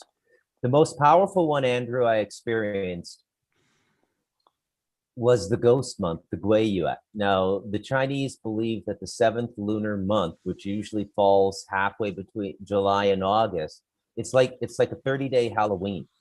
And they don't go swimming because they believe spirits will drag you down in the water. They don't do big business deals. They don't get married. It's really quite fascinating, a.w.a. ghost month. Yeah. And burning of the ancestor money every day goes on for 30 days. Never seen anything like it. Oh, you must see some of this stuff with the Chinese population in Australia, Monty. Not really. Or if they do it behind closed doors. They do a lot of fireworks for the New Year. And in Bendigo, which is in central Victoria, they have a great Easter parade where they've got the longest dragon in the world that does the parade. And it's fascinating as well. In the last 20 years, there's a new type of Chinese person, maybe from Hong Kong, where they don't learn English and they're separated. But we've had Chinese people in Victoria since 1855 during the gold rush.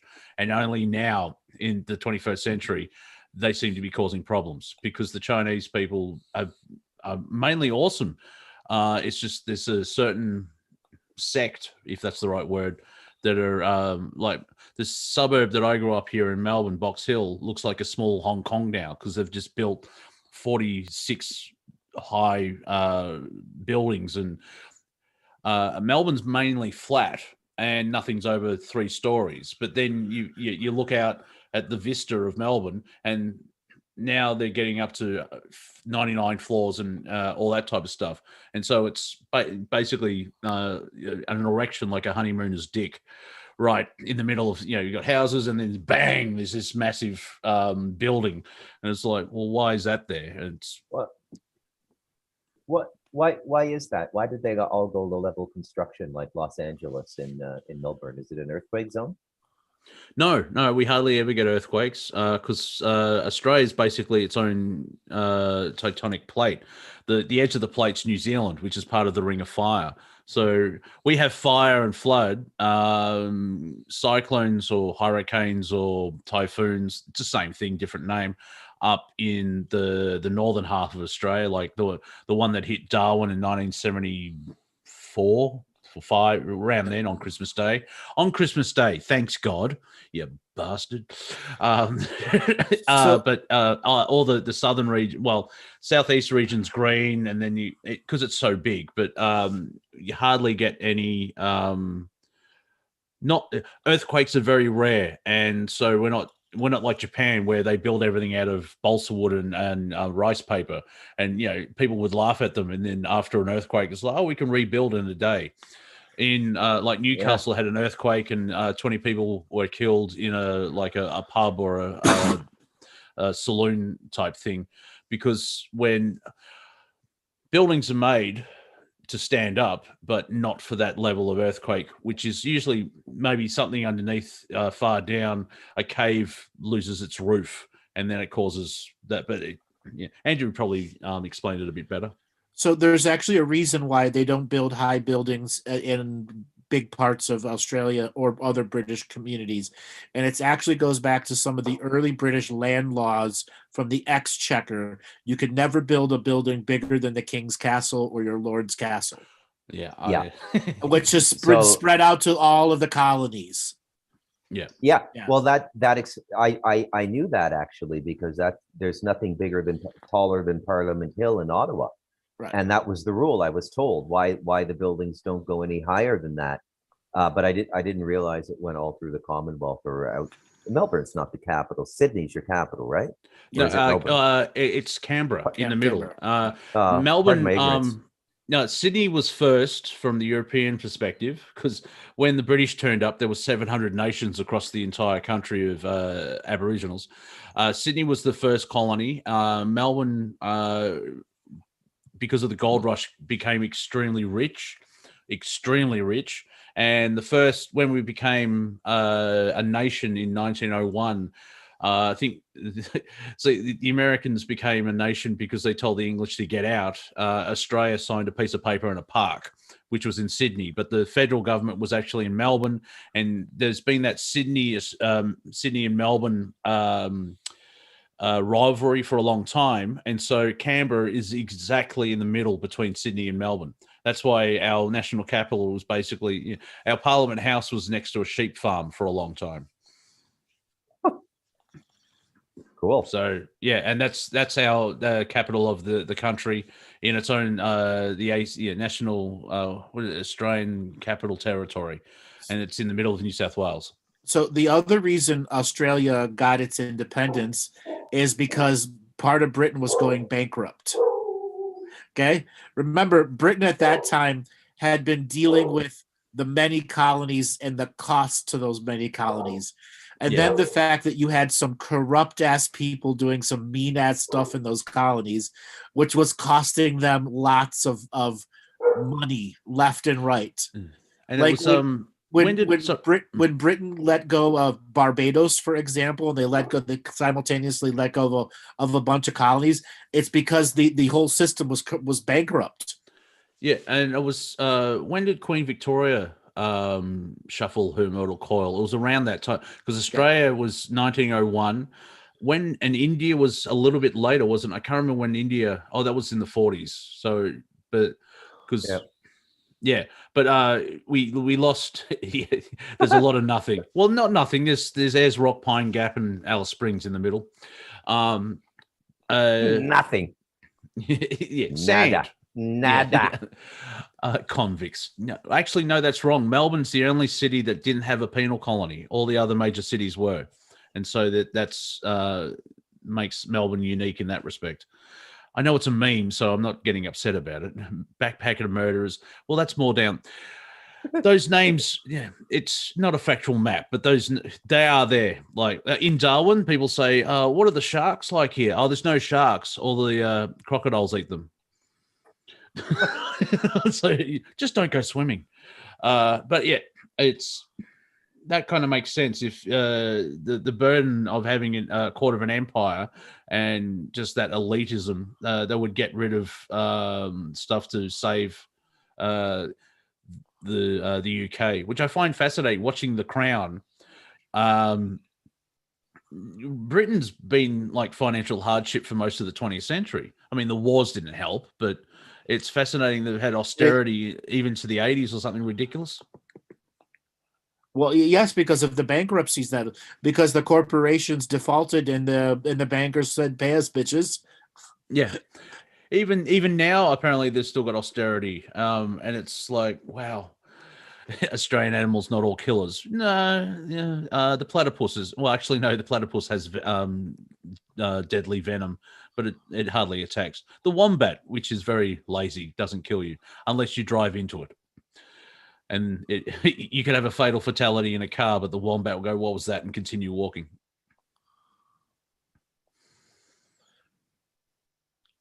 So the bankruptcy of the entire British Empire actually began right around 1844. Oh, back then, okay. Yeah, that's when it began, when the returns no longer started giving it back. Prince Albert died around then, didn't he? As well, I think. I think so, yes. Yeah, because I find it fascinating. Maybe because when Albert died, Victoria withdrew because she loved him so much, but she wore black for the rest of her life, which was another 60 years or something. And so she was a figurehead, but she was hardly seen because she was in so much grief. And yeah, a lot of shenanigans probably played out because you didn't have a strong sovereign. Even then, the monarchy was more a symbol instead of actually part of running the government and all that type of thing.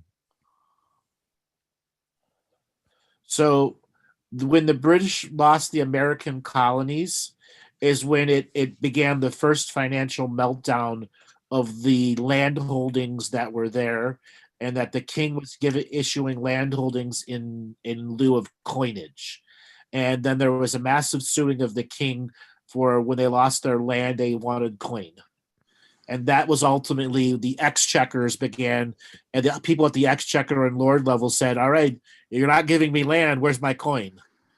Okay, and then they had to start producing more coin, and that coin had to be not just held in the British Isles, it had to be going to all of the colonies, and then some of the colonies started producing their own coin.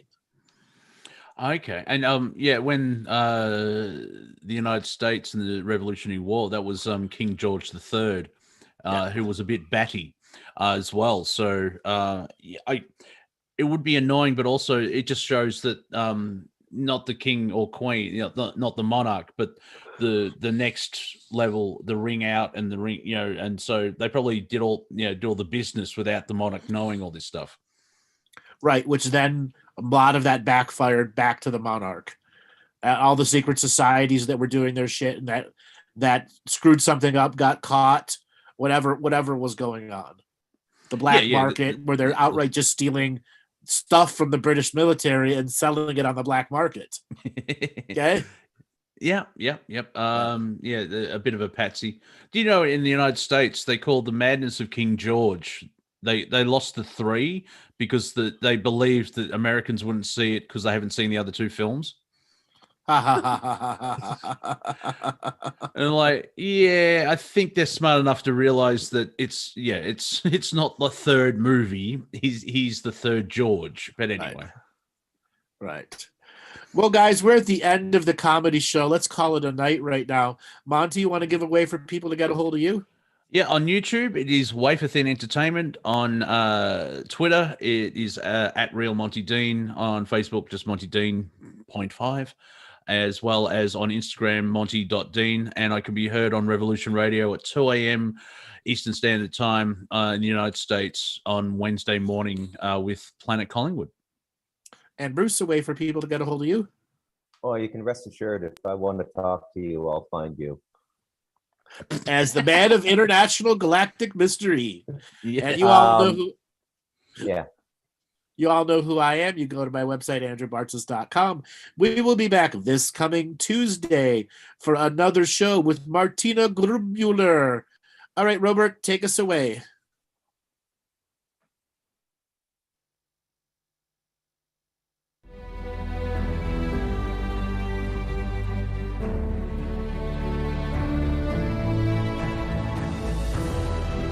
Each different bubble of reality is true. A galactic historian is a person that looks at all the lines of dramatic karma. Nudge, nudge. It's the Holy Grail. Improvise. Mysterious. It's counter psychic intelligence. Why is DNA farming of this star cluster so important? Because we do manifest our reality. We do create our reality.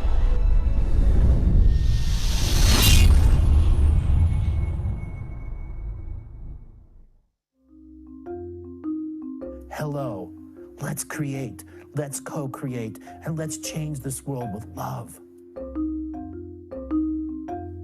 No matter if you're from Alpha Centauri or Earth, we all began with the same birthing process. We live in a limited point of view.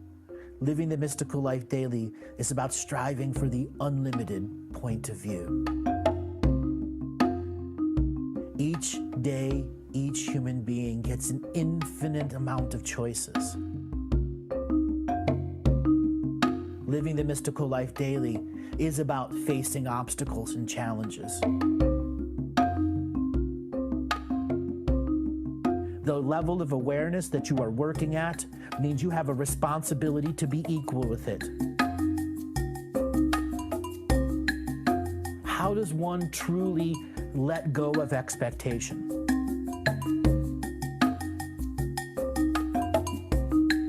You can make the moment that you wake up to the moment you go to sleep sacred.